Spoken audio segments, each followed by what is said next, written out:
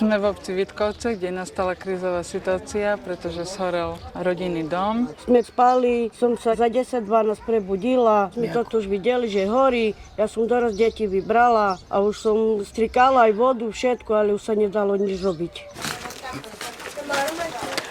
Po oznámení správy od starostu o tejto udalosti sme hneď ako rozvojový tím začali konať. Potom sme zavolali hasičov a hasiči to zrobili. Prvé bolo to, že sme prišli na tvar miesta, zisťovali sme ich potreby. Čo bolo najviac dôležité, boli lieky, potom následne na to základné potraviny. Zisťovali sme takisto ku komu alebo či ich rodina prichýli. Zhorel mi dom a teraz nemám kde ísť a dcera ma zobrala do svojho domu.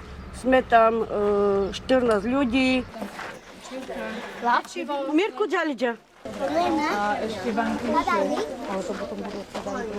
Ja vám za to veľmi pekne ďakujem, že sa staráte okolo moje deti.